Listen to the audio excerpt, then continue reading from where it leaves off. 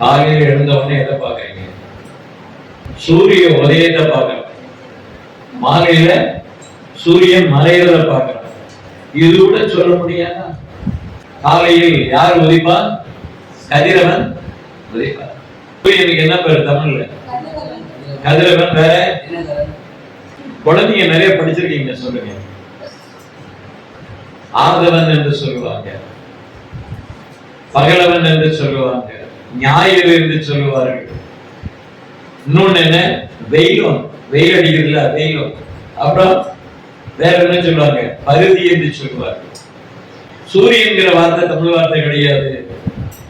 சூர்யா என்கிறது சமஸ்கிருதத்திலிருந்து அருவி நாம் இன்னைக்கு சூரியன் பேசிக்கொண்டிருக்கிறோம். ஜெர்மன் பாஷையில தான் சனன் என்கிற ஒரு வார்த்தை வந்தது. அதுல இருந்தா சன் என்ற ஒரு வார்த்தை இங்கிலீஷ்ல வந்தது. ஜெர்மனி பாஷையிலிருந்து வந்தது. எபிரி பாஷையில அதற்கு என்ன பேர் சொல்றாங்க அப்படின்னா ஷமா என்று சொல்லுவார்கள். இப்படியாக கிரேக்க பாஷையில ஹீலியஸ் என்று சொல்லுவார்கள். லத்தீன் பாஷையில சாலிஸ் என்று சொல்லுவார்கள். இப்படியாக சூரியனுக்கு பல பெயர்கள் பல இடங்களில் இருக்கிறது போல இந்த சூரிய வழிபாட்டுக்காரர்கள் ஒவ்வொரு தேசங்களிலும் பல பெயர்களில் வைத்துக் கொண்டு சூரியனை வழிபட்டுக் கொண்டிருக்கிறார்கள். கர்த்தருடைய பரிசுத்த நாமத்துக்கு ஸ்தோத்திரம். ஆண்டவருடைய திருவார்த்தை விதமாக விவிலியத்திலே சொல்ல இருக்கிறது. உபாகம புத்தகத்திலே 17வது அத்தியாயத்திலே 3 நாம் வாசிக்கிறோம். நான் விலகி இருக்கிற வேற தேவர்களையாவது சந்திர சூரியன் முதலான வான சேனைகளையாவது சேர்த்து அவைகளை நமஸ்கரிக்கிறதாக காணப்பட்டால் உனக்கு அறிவிக்கப்படும் போது நீ அதை நன்றாய் விசாரிக்க கடவாய். அது மெய்யென்றும் அப்படிப்பட்ட அருவருப்பு. போதும். சூரியனை பார்த்து காலையில சிலர் கையில இப்படிமாங்க முத்தம் கொடுப்பாங்க. பார்த்திருக்கீங்களா? காலையில செய்யறாங்களா? இது எப்படிப்பட்டது? ஆண்டவருக்கு முன்பதாக அருவருப்பு, மிக அருவருப்பான ஒரு காரியம். உலகத்துல சூரியனை ஏன் வழிபடுகிறார்கள், ஏன் கொண்டாடுகிறார்கள், ஏன் சூரிய திருவிழாவை கொண்டாடி கொண்டு இருக்கிறாங்க? சாத்தான் இந்த உலகத்தை மயக்கி விட்டார், ஜனங்களை வஞ்சித்து விட்டார். நம்ம ஜனங்களும் பத்தாவதுக்கு என்ன பண்ணிட்டாங்க? அந்த மார்க்கங்களை கற்றுக்கொண்டு இவர்களும் அங்கே போய்விட்டார்கள். இன்னைக்கு சூரியன் மிகப்பெரிய சுடர். அந்த பெரிய சுடர்னால உலகத்துல பாத்தீங்க அப்படின்னு கேட்டீங்கன்னா அப்படியே அந்த வெளிச்சம் பரப்பட்டு விளைகிறது. உலகம் முழுவதும் அந்த வெளிச்சத்தை பார்க்கிறோம். சூரியன் உதிக்கும் போது அந்த வெளிச்சம் பரவுறதுக்கு எவ்வளவு நேரம் ஆகும்? டெய்லி தான் பார்க்கலாம். எவ்வளவு நேரத்துல அந்த ஒளியினுடைய வேகமாக பரவுற ஒரு காரியம் என்று பார்த்தா 9 நிமிஷம் 10 நிமிஷம். ஒளி பரவும் போது வாசல்கள் தேவாலயம் திறக்கப்படும். காலையில அதிகாலையிலே ஜனங்கள் வருவாங்க. அப்படியாக இருந்தது. சரி, ஒளிக்கு என்ன கலரு? தண்ணீரை நம்ம பார்க்கலாம். மலையில இருந்து வருகிற தண்ணீரை பார்க்கப்படும் போது சூரிய ஒளி அடிக்கிறது. அந்த காலத்துல கிணத்துல தண்ணி எல்லாம் மேல விடும்போது என்ன பண்ணுவாங்க அப்படின்னா சூரிய ஒளி படும்போது அந்த தண்ணியில என்ன கலர் தெரியுது? இப்பதான் கண்டுபிடிக்கிறாங்க. பல கலர், 7 கலர் தெரியும். 7 கலரு. அது ஒரு கலர் 7 விதமாக, மொத்தம் 7 எத்தனை? 49 கலர் கொண்டதுதான் சூரியனுடைய வெளிச்சம். தேவன் அந்த வெளிச்சத்துக்கு எவ்வளவு கலர் வச்சிருக்கிறார் பாத்தீங்களா? எவ்வளவு அழகாக படைத்த தேவன். இந்த சூரிய ஒளிக்கதிரினுடைய அந்த மகிமையை பார்த்து ஜனங்கள் இந்த உலகத்துல சூரியன் உதிச்சாதான் பூமியில என்ன செய்கிறது? எல்லாம் முளைக்கிறது, தழைக்கிறது, காய்கனி நாம் பார்க்கிறோம். அப்ப வெளியே செய்கிற ஒரு காரியம், அறுவடையினுடைய ஒரு காரியம், எல்லாமே சூரிய வெளிச்சத்திலிருந்து வருகிறது என்று சொல்லி இதுதான் காலையிலே புறப்பட்டு அது வரல அப்படின்னா இந்த தேசத்துல ஒண்ணுமே நம்ம பார்க்க முடியாது. அதனால பெரிய சுடர். அதனால அந்த சுடர் தான், அதுதான் என்ன அப்படின்னா கடவுள் என்று சொல்லி வஞ்சித்தார்கள், ஜனங்கள் நம்பினார்கள்.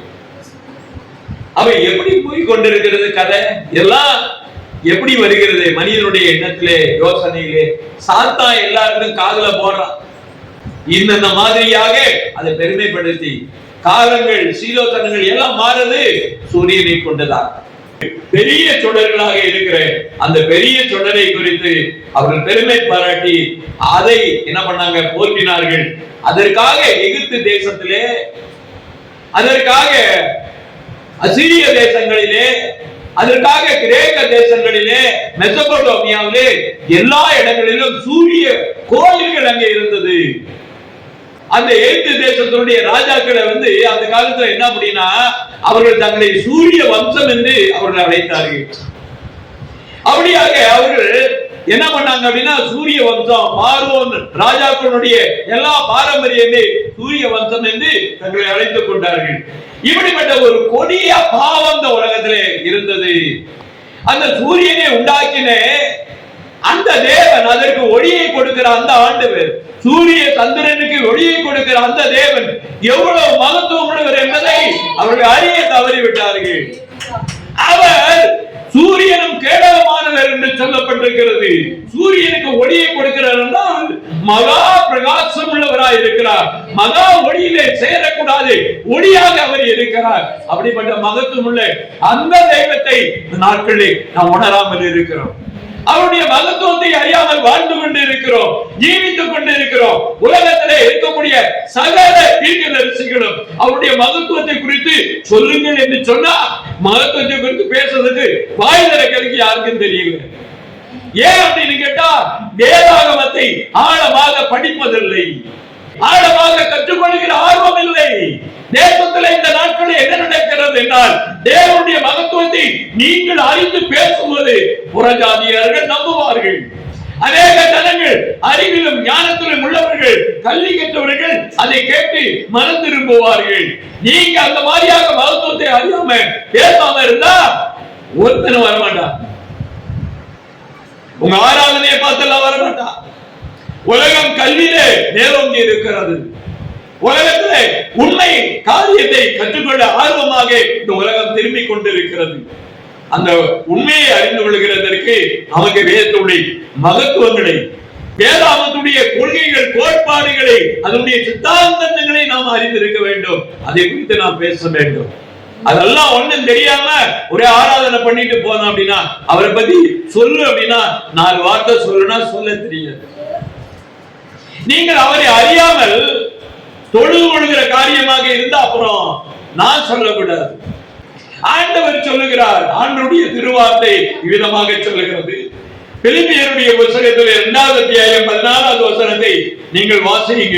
நான் வீணாக ஓடினதும் வீணாக பிரயாசப்பட்டதும் இல்லை என்கிற மகிழ்ச்சி கிறிஸ்துவின் நாளில் எனக்கு உண்டாயிருப்பதற்கு ஜீவ வசனத்தை பிடித்துக் கொண்டு உலகத்திலே சுடர்களை போல பிரகாசிக்கிற நீங்கள், தேவ வசனம் உங்களுக்குள்ளே இருந்தா, கர்த்தருடைய வார்த்தை உங்கள் நாவிலே இருந்தா, அந்த வார்த்தையே இந்த நாட்களிலே ஆண்டவர் சொல்றார் சுடர்கள் என்று சொல்லுகிறார். அந்த ஒளியை காட்டிலும் மிக மேலான ஒரு காரியம் ஜீவ சுடர்கள் கையிலே வைத்துக் கொண்டு அது என்ன செய்யணும் அப்படின்னா அதிலிருந்து கதிர்வீச்சுகள் எப்படி சூரியன்ல இருந்து வருதோ அது போல ஜீவ சுடர்களை கையில வச்சுக்கிட்டு இருந்தீங்கன்னா அதிலிருந்து வல்லமையுடைய கதிர்கள் பரப்பட்டு போகும். அல்லேலூயா. அதை கொண்டு போய் காட்டும் போது அங்கே பிசாசுகள் நடுங்குவார்கள். அந்த கால சக்தி மறையும், மந்திரவாதி எல்லாமே ஓடி போகும். இதுதான் நீங்கள் தெரிந்து கொள்ள வேண்டும். காரணம் என்ன அப்படின்னு கேட்டா ஜீவ வசனத்துடைய சுடர்கள் நம்ம கையில இருக்கிறது. நாம் எப்படிப்பட்டவர்களா இருக்க வேண்டும் ஆண்டவர் சொல்லுகிறார். யோவான் ஸ்நானனை குறித்து இயேசுவானவர் சொன்ன கருத்து, அவன் உலகத்திலே அதாவது எரிந்து பிரகாசிக்கிற விளக்காக இருந்தான் என்று ஆண்டவர் சொல்லுகிறார். அவன் ஒவ்வொருடைய வார்த்தை, தேவனுடைய வார்த்தை யாருக்குள்ளே இருக்கிறதோ அவர் எழுந்து பிரகாசிக்கிற விளக்காக மாற வேண்டும் என்று ஆண்டவர் சொல்லுகிறார். இன்னைக்கு நாம் எழுந்து பிரகாசிக்கிற விளக்கு என்றால் அந்த விளக்குக்கு என்ன தேவை? ஒரு விளக்குல என்ன இருக்கும்? எண்ணெய் இருக்கும். எண்ணெய் அவசியமாக இருக்கிறது. அதுக்கு மேல என்ன வேணும்? அதுல திரி இருக்கணும். அப்புறம் தெரியமா சொல்றாங்க, ஏன்னா டெய்லி அடுப்ப பத்த வைக்கிறாங்க, உங்களுக்கு தெரியும். இந்த காலத்துல பட்டன் போட்டு லைட் எல்லாம் எரிய வைக்கிறதெல்லாம் கிடையாது. அன்னைக்கெல்லாம் விளக்கு தான் ஏத்துவாங்க இல்லைங்களாமா? வீடுகள் தோறும் விளக்கு. ராத்திரி கொஞ்சம் குறைச்சு வச்சிருப்பாங்க, குழந்தைங்க தூங்குறாங்க, வெளிச்சம் இருக்கணும் அப்படின்னு சொல்லி காலையில தான் அந்த விளக்கு அணைச்சுவாங்க. அவ்விதமாக விளக்குக்கு தேவையான நெருப்பு. அப்ப ஆண்டவர் உங்களை விளக்காக வைத்திருக்கிறார் என்றால் உங்களுக்குள்ள என்ன இருக்கணும்? என்ன இருக்கணும்? எண்ணெய் இருக்கணும். இரண்டாவது திரி இருக்கணும். அப்புறமாக நெருப்பு இருக்கணும். இதெல்லாம் என்னது? விளக்காய் இருக்கிற நீங்கள் உங்களுக்குள்ளே அந்த எண்ணெய் என்கிற பரிசுத்த ஆவி உங்களுக்குள்ள ஊற்றப்பட்ட அந்த நிறைவு இருக்க வேண்டும். அல்லேலூயா. தேவன் ஆண்டவருடைய பிள்ளைகளா இருக்கிற உங்களுக்குள்ளே அந்த எண்ணெய் இருந்தா மட்டும்தான் விளக்கு எரியும். அங்கே வார்த்தை என்கிறது, வார்த்தை அக்கினி என்று சொல்லுகிறார். கர்த்தருடைய வார்த்தை உங்களிலே இருக்கும். அந்த வார்த்தை எரிய வேண்டுமானால், பிரகாசிக்க வேண்டுமானால், அவர்கள் பயப்படத்தக்கதாக அந்த வார்த்தை உங்களிலே கிரியை செய்யும். அல்லேலூயா. அப்ப வார்த்தை நம்மளுக்குள்ளே இருக்கப்படுவது அது அக்கினியாக இருக்கிறது. விளக்காக ஆண்டவர் உங்களை வைத்திருக்கிறார். பிரகாசிக்கிறவர்களாக கர்த்தர் வைக்கிறார். எந்த மனுஷனையும் பிரகாசிப்பிக்கிற மெய்யான ஒளி ஆண்டவராக இருக்கிறது. எல்லாரையும் பிரகாசத்திலே நடத்த வேண்டும் என்று அவருடைய சித்தம். நீங்கள் ஒவ்வொரு இடங்களிலும் பிரகாசமா இருக்க வேண்டும். நீங்கள் செல்லுகிற பாதைகளிலே அங்கே என்ன அப்படின்னா, நீங்க அந்த ஊர் வழியே தெருவழியே போறீங்களா, உங்களுக்குள்ளே இருக்கக்கூடிய தேவ மகிமை, தேவ பிரசன்னமானது நடந்து போகும்போது அங்க இருக்கக்கூடிய அந்தகார சக்தி எல்லாம் அப்படியே அழிஞ்சு போகும். அங்க இருக்கிற மந்திரவாதிலாம் கண்ணுக்குள்ள ஓடி போயிருவான். அந்த ஏரியாவில என்ன அப்படின்னு கேட்டாங்க, எல்லாம் அந்த அந்தகார சக்தியெல்லாம் பாழடைஞ்சு அழிஞ்சு குப்பை தொட்டியில கிடக்கிற மாதிரி அசிங்கமா கிடக்கு. ஆண்டவர் என்ன பண்ணார் அப்படின்னு கேட்டா, அந்த நாட்களிலே தேவதாசர்கள் நடந்து நடந்து போகும்போது எதை வச்சு அவங்க நடந்தாங்க கேட்டா, அவங்களாம் வண்டியிலே போகிறது இல்லை, நடந்தே போவாங்க. ஒரு ஊழியத்திற்காக அந்த பகுதிகளில நடந்து நடந்து போவாங்க. காரணம் என்னன்னு கேட்டீங்கன்னா, ஆபிரகாமை ஆண்டவர் சொன்னார், நீ எந்த பக்கம் நட, எந்த பக்கம் அந்த பக்கம் எல்லாம் நட, அது உனக்கு சொந்தமாகும் என்று ஆண்டவர் சொன்னார். கால் மிதிக்கிற தேசம் கர்த்தருக்கு சொந்தமாகும். அப்ப நீங்க நடந்து போறீங்களே, ஏன் சொந்தமாகல? கேட்கணும்ல ஒரு கேள்வி. அப்ப நம்ம கையில என்ன இல்ல, நம்ம சரீரத்தில் என்ன இல்ல, எண்ணெய் இருக்கணும். எல்லா ஜனங்களையும் எல்லாரையும் மனம் திரும்பத்தக்கதாக ஆண்டவர் உங்களை வைத்திருக்கிறார். நீங்க போகும்போது என்ன அப்படின்னா, அங்க ஒருத்தர் நடுவா மல்லமா கிடுக்கிடுன்னு நம்மளை பார்த்த உடனே திடீர்னு மயக்கம் போட்டு கிளவிடும். காரணம் என்னன்னா, நமக்குள்ளே இருக்கக்கூடிய ஆவியானுடைய வல்லமை என்ன அப்படின்னா, அந்த அவருக்குள்ளே இருக்கிற பிசாசு நடுங்கி மயக்கம் போட்டு கிளவிடுவான். அதே பெரிய அற்புதம். அவருடைய கிரிகள் நடக்கல அப்படின்னா அவர்கள் எல்லாரும் என்ன பண்ணுவாங்க, இங்கதான் வந்து உட்காருவாங்க. அதை நீங்க முடக்கி போடணும், அதை கட்டி போடணும். முதல்ல காலையில எந்திரிச்சு சாத்தானை முதல்ல கட்டி போட்டு அதுக்கப்புறம் உங்க வேலையை பாருங்க. காலையில எத்தனை பேர் சாத்தானை கட்டி போட்டு ஜெபம் பண்ணீங்க? எத்தனை பேர் செஞ்சீங்க? ஏன் இன்னைக்கு நமக்கு விரோதமாக தீய சக்திகள் புறப்படுது? எவனுமே சாத்தானை கட்டுறதில்லை. சாத்தானை நான் கட்டுகிறேன், சாத்தானை செயலிழக்க பண்ணுகிறேன்னா அது அந்த இடத்துல என்ன ஆகும் அப்படின்னா, அது நாசமா கிடக்கும்.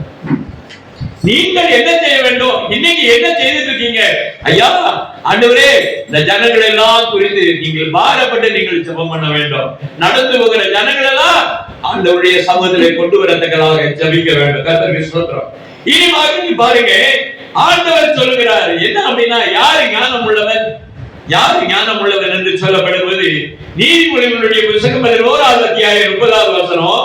நீதிமானுடைய பலன், நீதிமான்களுடைய பலன் ஜீவவிருட்சம், ஜீவவிருட்சம். ஆயத்தப்படுத்திக் கொள்ளுகிறவன் ஞானமுள்ளவன். ஆத்துமாக்களை ஆதாயப்படுத்திக் கொள்ளுகிறவன் ஞானமுள்ளவன். ஞானமுள்ள யாருங்க ஞானம் உள்ளவங்க? நீங்களா ஞானம் உள்ளவர்கள் தானே? எத்தனை பேரை கொண்டு வந்தீங்க? ஞானத்துக்குள்ள தேரல, நம்ம ஞானத்துக்குள்ள போகல. சென்னையில என்னுடைய சபையில ஒரு பையன் 8ஆம் கிளாஸ் 9ஆம் கிளாஸ் தான் படிக்கிறான். அவன் பழகுறதெல்லாம் காலேஜ் பசங்க. அவன் பழகுறதெல்லாம் என்ன அப்படின்னா 12ஆம் கிளாஸ் பசங்க. அவன் ஒரு நாள் என்ன ஆச்சு அப்படின்னா, எங்க சர்ச்சுக்கு வாங்கன்னு சொல்லி அம்முட்டு பசங்களை, காலேஜ் பசங்களையும் +2 பசங்களை 9 வயசு பையன் ஒரு 4-5 பேரை கூட்டிட்டு வந்து உட்கார வச்சான். அவன் கொண்டு வந்து சபையில உட்கார வச்சுட்டான். அன்னைக்கு அவங்களுக்கு எப்பவுமே கூட்டம் முடிஞ்சோடனே ஸ்நாக்ஸ் எல்லாம் கொடுப்பான், எல்லாம் கொடுப்பான். அவங்க எல்லாம் உட்கார்ந்து கவனமா கேட்டாங்க. அவங்களுக்கு நிறைய காரியங்களை, விஞ்ஞானத்தை பத்தி, பைபிள்ல இருக்கக்கூடிய விஞ்ஞானம், பைபிள்ல இருக்கக்கூடிய சரித்திரங்கள், நிறைய சயின்ஸ் இதெல்லாம் சொல்லிக் கொடுக்கும் போது ஆச்சரியமா பார்த்தாங்க. அப்புறமா வர ஆரம்பிச்சாங்க. 9 பேர் வந்தாங்க. ஒரு சின்ன பையன் போய் அவ்வளவு பேரை கொண்டு வரான். நீங்க இவ்வளவு பெரிய ஆட்கள் இருக்கிறீங்க, எல்லா இடத்துலயும் போய் என்ன செய்யணும்? நீங்க என்ன பண்ணணும்?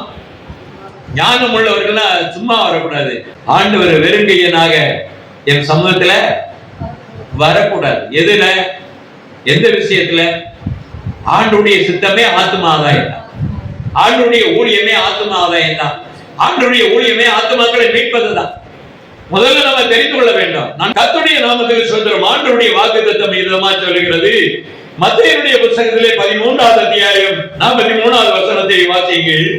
அப்பொழுது நீதிமான்கள் தங்களுடைய பிதாவின் ராஜ்யத்துல சூரியனை போல பிரகாசிப்பார்கள். ஐயா, உங்க பிரகாசம் எப்படி இருக்குது? அப்ப என்ன அர்த்தம்? தேவனுடைய பிள்ளைகளுக்குள்ள ஒரு பிரசன்னம் இருக்கிறது. தேவனுடைய மகிமை விளக்குகிறது. தேவனுடைய அந்த மகத்துவம் அவர்களுக்குள்ள இருக்கிறது. ஆண்டவரை வெளிப்படுத்துகிறவர் பாத்திரமாக மாறுறாங்க. ஆண்டவர் எப்படி அப்போஸ்தலரை வெளிப்படுத்தினாங்க? அவர்களுடைய அற்புதங்களும் அடையாளங்களும் மகிமையான காரியங்களை செய்யும் போது கிறிஸ்து இயேசுவை தங்கள் மூலமாக வெளிப்படுத்தினார்கள். இன்னைக்கு நீங்க சாட்சி அப்படின்னா, 4 டப்பா மருந்தை சாப்பிட்டுட்டு எனக்கு தலைவலி நல்லாச்சு, அது சாட்சி கிடையாது. கிறிஸ்து உங்களுக்குள்ள இருந்து வெளிப்படுகிறதா சாட்சி. இயேசு நமக்குள்ளே இருக்கிறார் என்பதுதான் சாட்சி. ஆவியானவர் நமக்குள்ளே இருக்கிறார் என்பதுதான் சாட்சி. நமக்குள்ள தேவனுடைய இந்த மண்பாண்டத்திலே கர்த்தர் நிரப்பி இருக்கிறார் என்பதுதான் சாட்சி. இன்னைக்கு சாட்சி யாத்தையுமே இல்ல. ஆண்டவருடைய சாட்சி என்ன அப்படின்னு பார்க்கப்படும் போது இன்னொரு வசனத்தை நான் உங்களுக்கு சொல்லுகிறேன். 19வது வசனம் எடுங்க. 10வது வசனத்துல வாசிங்க. அப்பொழுது அவனை வணங்கும்படி அவன் பாதத்தில் விழுந்தேன். இப்படி செய்யாதபடிக்கு பார், உன்னோடு இயேசுவை குறித்து சாட்சியிட்ட உன் சகோதரனோடு கூட நானும் ஒரு ஊழியக்காரன் தேவனை தொழுதுகொள்.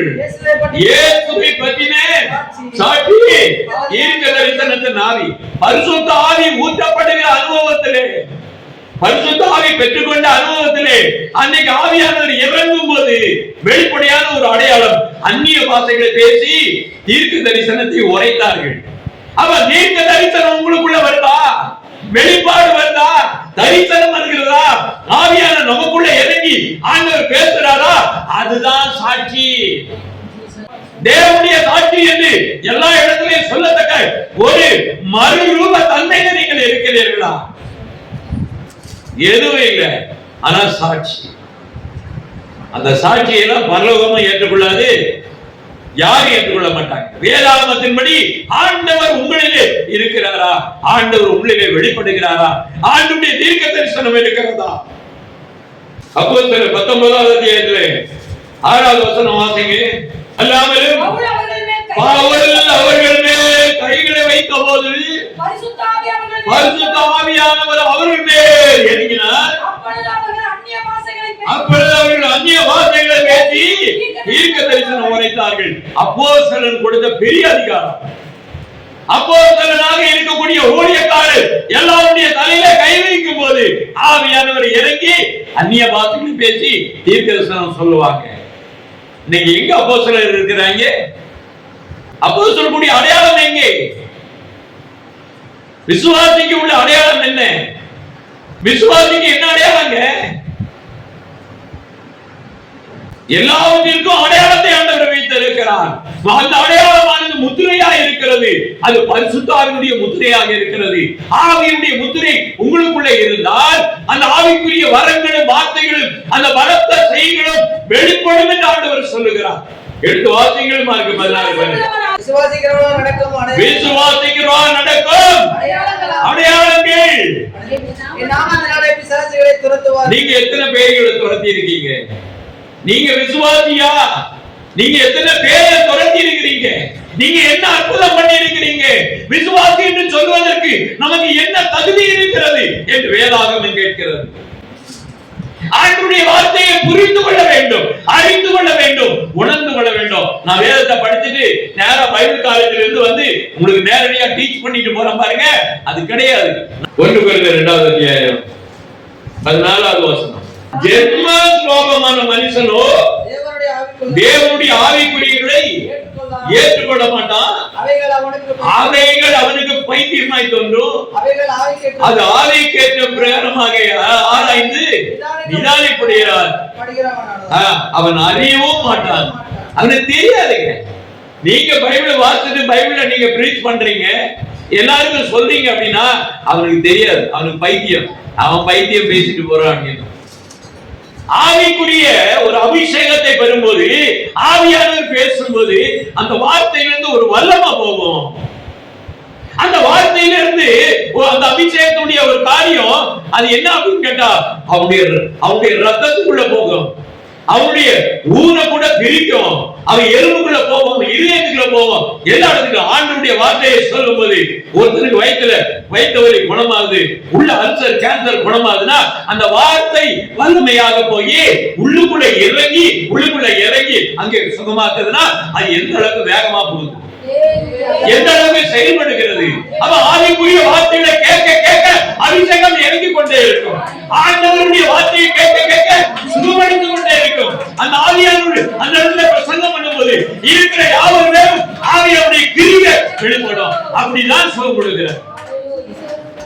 இது ஆவிக்குரிய போதித்தா அதுக்கு விடுதலை இருக்கு. ஆவி இல்லாம போதித்தா விடுதலை கிடையாது.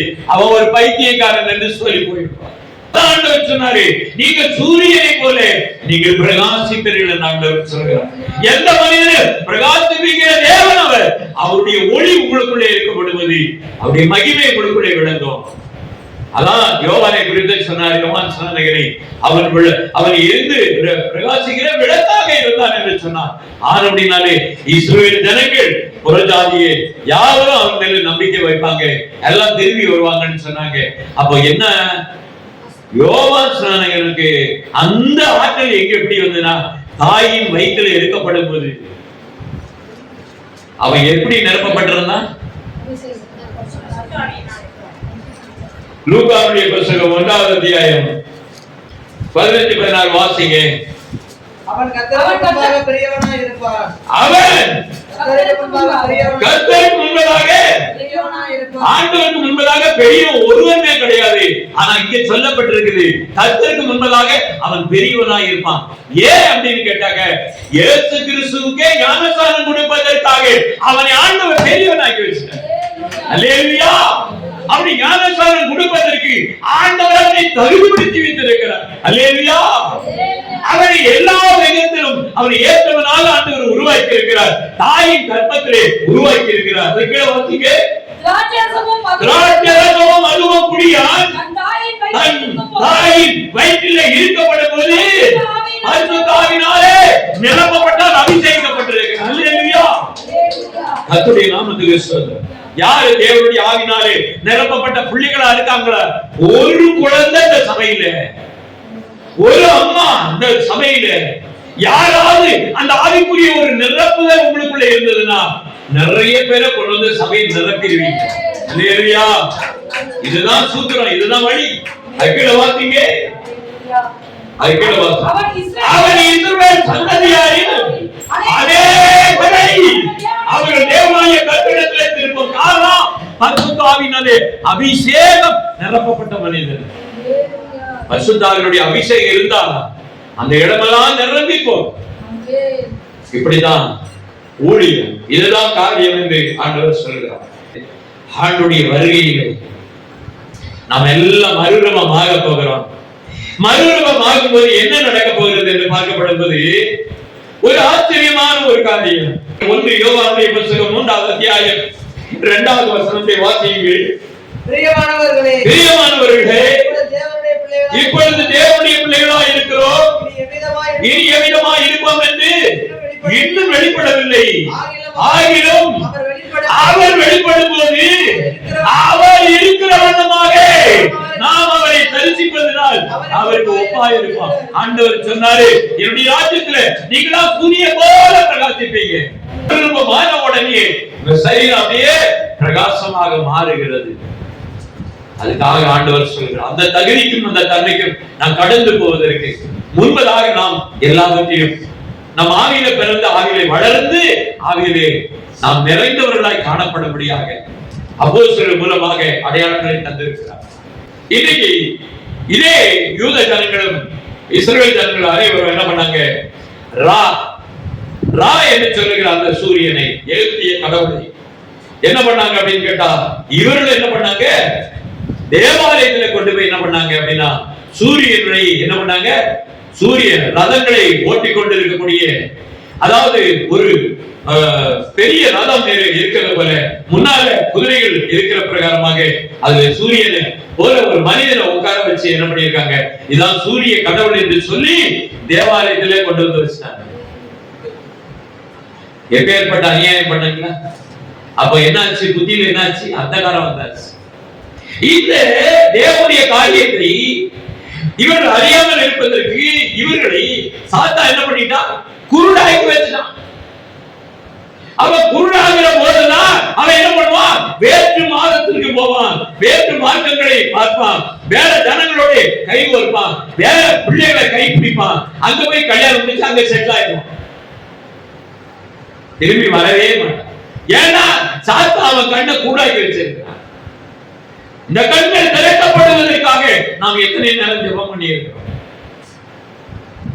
நிறைய பேருடைய கண்கள் திறக்கப்பட நீங்க ஜெயிச்சாதான் அது அவ்வளவு கண் திறக்கப்பட்டு வருவோம். கண் திறக்கப்படுவதற்காக நான் ஜெபிப்பது. ஆண்டவர் சொல்கிறார், வாக்குத்தத்தம் 3 விதமாக நாம் பார்க்கிறோம். வாக்குத்தத்தம் யாருக்கெல்லாம் என்று பார்க்கப்படும் போது அப்போஸ்தலருடைய புத்தகம் 2வது அத்தியாயத்திலே 38வது வசனத்தை வாசிங்க. அவர்களை நோக்கி பேதுரு திருச்சபையை நோக்கி, திருச்சபையாரை நோக்கி மனம் திரும்பி ஒவ்வொருவரும் பாவ மன்னிப்பு கண்டு இயேசு கிறிஸ்துவின் நாமத்தினாலே ஞானஸ்நானம் பெற்றுக் கொள்ளுங்கள், அப்பொழுது பரிசுத்தாவின் வரத்தை பெறுவீர்கள்.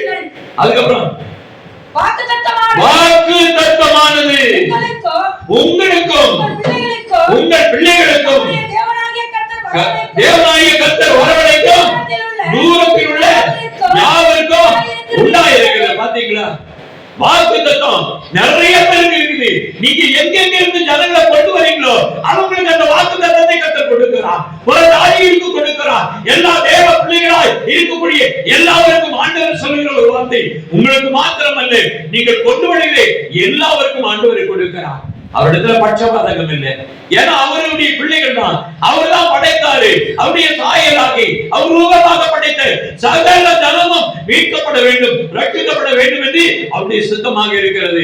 அந்த சித்தத்தை நீங்க செய்றீங்கன்னா, செய்ய போறீங்கன்னா அதற்கு நீங்கள் விளக்காக மாற வேண்டும். இதுல 1 கொரிந்தியருடைய புத்தகம் பவுல் அப்போஸ்தலன் கொரிந்தியருடைய நிருபத்தில் எழுதுகிறார். 1 கொரிந்தியர் 1:2 வாசிங்க. கொரிந்தியிலே கிறிஸ்து இயேசுவுக்குள் பரிசுத்தமாக்கப்பட்டவர்கள் பரிசுத்தமானவர்களாகும்படி அழைக்கப்பட்டவர்களுமாய் இருக்கிற தேவனுடைய சபைக்குள்ள எத்தனை பேர் இருக்கிறாங்க? 2 விதமா இருக்கிறாங்க. பரிசுத்தமாக்கப்பட்டவங்க உட்கார்ந்து இருக்கிறாங்க, பரிசுத்தமாக்கும்படி அழைக்கப்பட்டவர்களும் அங்கே இருக்கிறாங்க. இல்லையா? இங்க ஞானஸ்நானம் பெற்றவங்க எவ்வளவு பேரு? ஞானஸ்நானம் பெறாதவங்க கையை தூக்குங்க. வந்துருச்சா கதை? பரிசுத்தவான்கள் ஆகும்படியாக அழைக்கப்பட்ட அப்பா சபைக்குள்ள 2 கூட்டம். அவர்களை நம்ம என்ன செய்யணும்? சீசர் ஆக்க வேண்டும். உண்மையை மகத்துவத்தை சொல்லி அவரை ஏற்றுக்கொள்கிற பிள்ளைகளாக, அவர் காத்திருக்கிற பிள்ளைகளாக அப்படியாக நீங்கள் மாற்ற வேண்டும். இந்த வாக்குத்தத்தை அவங்களுக்கு கொடுக்கணும், அவங்களும் தரணும். அதற்காக நீங்க ஜெபிக்கிறீங்களா? வந்திருக்கிறவங்களுக்காக ஜெபிக்கிறீங்களா?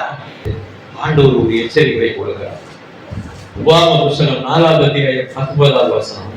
உங்கள் கண்களை வானத்திற்கு ஏறெடுத்து உங்கள் தேவனாகிய கர்த்தர் வானத்தின் கீழெங்கும் இருக்கிற எல்லா ஜனங்களுக்கும் ஏற்படுத்தின வானத்தின் சர்வ சேனைகளாகிய சூரிய சந்திர சூரிய நட்சத்திரங்களை நோக்கி அவைகளை தொழுது கொள்ள சேவிக்க இணங்காதபடி ஆத்மாக்களை குறித்து எச்சரிக்கையாக மிகவும் எச்சரிக்கை.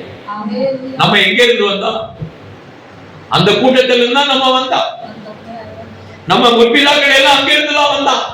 காலையில எந்திரிச்ச உடனே குளிச்சுட்டு அந்த காலையில என்ன பண்ணுவா, அந்த சூரியனை நோக்கி பார்த்து நமஸ்கரித்த குடும்பம் தான் நம்ம குடும்பங்கள். நம்ம அப்படித்தான் இருந்தோம். நம்ம ஜனங்கள் அப்படித்தான் இருந்தார்கள். இயற்கை வழிபாடுகள்ல இருந்த ஜனங்கள் தான் நம்ம அதுல இருந்து தான் நம்ம மாறி இருக்கிறோம், நம்ம வந்திருக்கிறோம். மீண்டுமாக ஆண்டவர் சொல்கிறார், எடுத்து வாசிங்கள் 2 ராஜாக்கள் புத்தகத்துல 23வது அத்தியாயம் 11வது வசனம். கர்த்தரின் ஆலயத்துக்குள் போகிற இடம் தொடங்கி பாருங்க, ஆலயத்துக்கு போற இடம், வாசல் வழிகள், பட்டணத்துக்கு புறம்பே இருக்கிற நாத்தான் மேலைக்கு என்னும் பிரதானி அறை வீடு மட்டும் யூத ராஜாக்கள் சூரியனுக்கு என்று வைத்திருந்த குதிரைகளை அகற்றி சூரியனின் ரதங்களை அக்கினியிலே சுட்டெரித்தார்கள். அந்த காலத்துல எங்கெல்லாம் இருந்து தெருவெல்லாம் இருந்திருக்கு சூரிய கோயில். வாசல் தெருவெளி எல்லாம் பாத்தீங்கன்னா அங்கங்க பாத்தீங்களா என்ன இருக்குது? அங்கங்க பாத்திருக்கீங்களா? தெருக்கள் என்ன வச்சிருக்கிறாங்க? இந்த மாதிரி அக்கிரமா அன்னைக்கு என்ன பண்ணிருக்காங்க? சூரியனுக்காக என்ன பண்ணிருக்காங்க? அது ஸ்டாச்சு வச்சிருந்திருக்கிறாங்க, பீடங்களை வச்சிருந்திருக்கிறாங்க. இஸ்ரவேலுடைய ராஜாக்கள் அதையெல்லாம் என்ன பண்ணாங்க? அடித்து நொறுக்கி என்ன பண்ணாங்க? அக்கினியிலே போட்டார்கள் என்று நாம் பார்க்கிறோம். தேவ வசனத்துக்கு கீழ்ப்படிந்து அன்றைக்கு நிறைய பேர் திரும்பிட்டாங்க, நிறைய பேர் மாறிட்டாங்க. அப்ப இதெல்லாம் தேவனுடைய ஆலயத்துக்குள்ள, தேவனுடைய ஜனங்களுக்குள்ள எல்லாம் இது இருந்திருக்கா இல்லையா? இருந்திருக்கா இல்லையா? அப்ப என்ன? தேவனை அறியவில்லை. தேவனை அறியாதபடி அவர்களே சாத்தான் என்ன பண்ணியிருக்கா? குருடாக்கி வச்சிருக்கிறாங்க. அதனாலதான் வம்பா போயிட்டாங்க. இருதயம் எப்படி இருந்திருக்கு? இருளடைந்து இருக்கிறது. என்ன செய்யணும் ஏது செய்யணும்னு தெரியல. அவன் என்ன செய்யறான்? அவன் பின்னாடி பேர வேண்டியது. அவன் என்ன கும்பிடுறானோ அதையும் கும்பிட வேண்டியது. பெரியவனும் பண்ணுகிறான், பின்னால வந்த அவன் மகனும் பண்ணுகிறான், கீழே கூட வந்திருக்கிற பேரனும் பேத்தையும் அதையும் பண்ணுகிறான். அதுக்கு என்னன்னே தெரியாது. அவருக்கும் தெரியாது, இதுக்கும் தெரியாது, அதுக்கும் தெரியாது. ஒரு விஷயத்தை நல்லா தெரிந்து கொள்ளுங்க. இந்த உலகத்துல லீப் இயர்ஸ் இருக்கு இல்லையா? லீப் இயர்ஸ் வருதா இல்லையா? 4 வருஷத்துக்கு ஒருக்கா ஒரு நாள் கூடுதா இல்லையா? என்ன இது கம்முன்னு இருக்கிறீங்க? படிக்கவே இல்லையா? தெரியாதா? 4 வருஷத்துக்கு ஒருக்கா ஒரு நாள் அதிகமாகும். இது எப்படி வந்தது? இப்பதான் கிளைம் ஆச்சு பாருங்க. கர்த்தர் ஆண்டவர் சொல்லுகிறார், இந்த சர்வ சேனையையும் நான் படைத்தேன், எல்லாவற்றையும் படைத்திருக்கிறேன், எல்லாவற்றையும் ஆளுகை செய்கிறது நான் தான்ப்பா, இந்த உலகத்துக்கு நீ சொல்லுப்பா என்று சொல்லி யோசுவாவுக்கு அவன் உள்ளத்திலே ஆண்டவர் பேசுகிறார். யோசுவாவுடைய புத்தகம் 10வது அத்தியாயம் 12, 13 வாசிங்க. இதுதான் சூப்பர். ஏன்னா வசனத்துக்கு ஒரு சவுண்ட் கொடுத்து அதை பேசும்போது அந்த சவுண்ட் பாட்டிகள் என்ன செய்வாங்க அப்படின்னா நிறைய எல்லாருடைய காதுகளும் கேட்கப்படும்படியாக தான் பைபிள் வாசிக்கணும். அன்னைக்கு ஆலயத்துல எல்லாருடைய காதுகளும் கேட்கும்படியா வாசிக்கிறோம் தான் முன்னால 2 வாசிக்க சொல்லுவாங்க. கொஞ்சம் கொஞ்சமா கேக்குதானே? கேட்கு. இங்க அவரு கேட்கும், இங்க கேட்கும், அங்க கேட்காது. வசனம் வாசிக்கும் போது எல்லாரும் கேட்கும். நல்ல கவனமா இருந்துக்கிடுங்க. வாசிக்கலாம். முன்பாக ஒப்பு கொடுத்து அந்நாளிலே யோசுவா கர்த்தரை நோக்கி பேசி, பின்பு இஸ்ரவேலின் கண்களுக்கு முன்பாக சூரியனே நீ கிபியோன் மேலும் சந்திரனே நீ அயோலின் பள்ளத்தாக்கின் மேலும் தரித்து நில்லுங்கள் என்றான். அப்பொழுது ஜனங்கள் தங்கள் சத்துருக்களுக்கு நீதி சரிகட்ட மட்டும் சூரியனை தரித்து சந்திரன் என்றது. ஆண்டவரே, வானத்தையும் பூமியும் படைத்தவரே, சூரிய சந்திரன் எல்லாத்தையும் படைச்சவரே, அத ஒரு மனுஷன் என்ன பண்றான் அப்படின்னு கேட்டா என்ன சொல்லுகிறான்? சூரியனே சந்திரனே தரித்து நில்லுன்னு சொல்லிட்டு என்ன பண்ணிட்டான்? ஒரு நாள் பகல் முழுவதும் நிறுத்தி வச்சுட்டான். இந்த உலகத்துல பாருங்க, சூரியனை வழிபடுகிறவர்களுக்கு வெக்கம். லீப் எப்படின்னா ஒரு நாள் அதிகமா வருது கணக்கு சொல்லுன்னா தெரியல. இந்த காலங்கள் முன் தோன்றியதும் இல்ல, பின்னாட்கள தோன்றப்படுவதும் இல்ல. அன்றைக்கு ஒரு நாள் காலங்களை மாற்றி வைக்கும்படியாக தேவன் யாரை கொண்டு பேசினார்னா யோசுவாவை கொண்டு பேசினார். சூரியனை நின்று சந்திரனை நின்று என்று சொல்லிதான் இன்றைக்கு அடையாளமாக லீப் இயர்ஸ் இருக்கிறது. இன்னைக்கு விஞ்ஞானி சொல்ல முடியுமா? படித்த மேதைகள் மேத்தமெட்டிக்ஸ் படித்தவன் சொல்ல முடியுமா? பிசிக்ஸ் படிச்சவன் சொல்ல முடியுமா? இந்த ஒரு நாளுக்கு பதில் சொல்லி சொன்னா இந்த வசனம் தான் அடையாளம் தான். வேதத்திற்கு சாட்சி இந்த ஒரு வசனம் போதும். காலங்களை மாற்றுகிறவன் தேவன். சூரியனை படைத்தவர் அவர், சந்திரனை படைத்தவர் அவர். அவர் சொல்லும் போது அவருடைய ஊழிய காலங்கள் தரித்து நில்லுனா நிக்குது. ஆண்டவர் எவ்வளவு பெரிய அடையாளங்களை கொடுத்திருக்கிறார். இங்க ஒரு கேள்வியை ஒரு வாத்தியாருக்கு கேட்டான் ஒரு பையன் கர்நாடகத்துல. ஒரு கணக்கு வாத்தியார்ட்ட ஒரு பையன் கேள்வி இருந்தா கேளுங்கப்பான்னா அவன் கன்னடத்துல கேட்டான். அவன் என்ன கேட்டான் அப்படின்னா, ನೀವು ಈಗ ಎಲ್ಲ ಫಿಸಿಕ್ಸ್ ಎಲ್ಲ ನಮಗೆ ಹೇಳ್ಕೊಟ್ಟಿದ್ದೀವಿ, ಈ ಒಂದು ದಿನಕ್ಕೆ ನೀವು ನಮಗೆ ಉತ್ತರ ಹೇಳಬೇಕು அப்படின்னா. நீரு மேக்ஸ் பிசிக்ஸ் எல்லாம் சொல்லிட்டீங்க, இந்த ஒரு நாளைக்கு நீ பதில் சொல்லணும் வாத்தியார்ட்ட கேட்டபோது அந்த வாத்தியார் கொஞ்ச நேரம் முடிச்சார். இதுல பாருங்க, இந்த ஒரு நாள் கதையை கேட்டோம்னா அந்த வாத்தியார் பிராமின் வீட்டுல போனாரு. இதுக்கு பதில் எங்க இருக்குன்னு கேட்டா கடைசியில பைபிள்ல தான் இருக்கு அப்படின்னு சொல்லிட்டு பைபிள் எடுத்து காட்டினோடனே அவன் இந்த பைபிளை எடுத்துக்கொண்டான். ஒரு பிடிச்ச நல்ல பெரிய பண்டிதர் ப்ரொஃபசர் இந்த ஒரு கேள்வினால மனம் திரும்பினாரு. பைபிள் உண்மைன்னு சொல்லி ஏற்றுக்கொண்டாங்க. இந்த சூரியனை அங்க நின்னு சொல்றாரு. அதுக்கப்புறம் ஆண்டவர் என்ன செய்யறாரு அப்படின்னு பார்த்தாக்க, ஆண்டவர் சொல்கிற ஒரு வார்த்தை வாசிங்க. இன்னும் அடுத்த ஒரு காரியத்தை நீங்க வாசிக்க போறீங்க. மத்தேயுடைய புத்தகம் 24:29 வாசிங்க.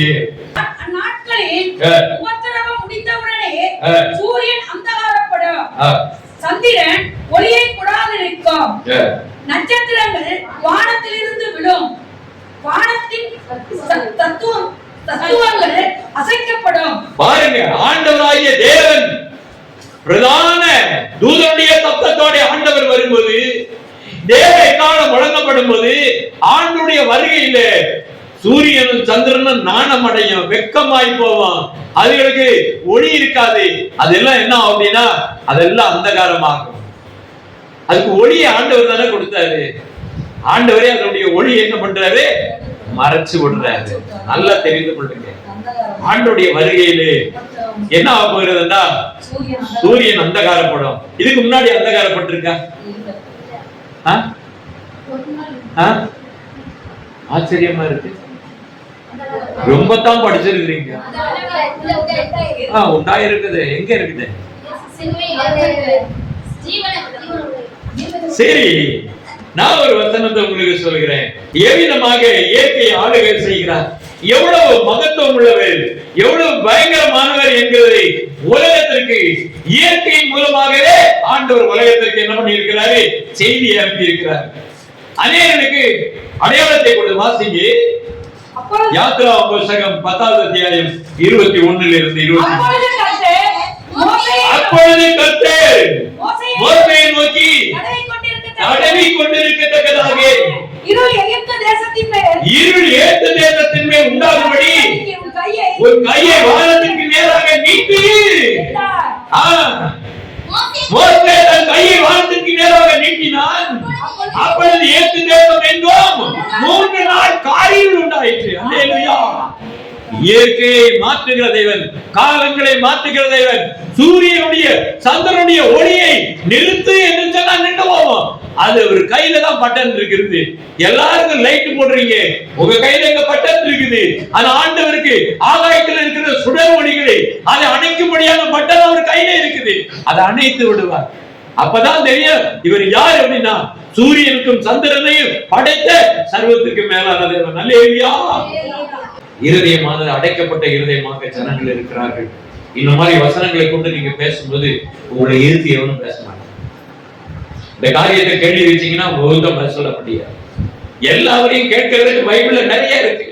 ஐயா பிறந்தான், வாழ்ந்தான், செத்தான், அவன் ஆவி எங்கடா போச்சு அப்படின்னு கேட்டா பதில் சொல்ல ஆள் இல்லை. டாக்டரால சொல்ல முடியாது, எவனுக்குமே சொல்ல தெரியும், தத்துவ ஞானிக்கு சொல்ல முடியாது.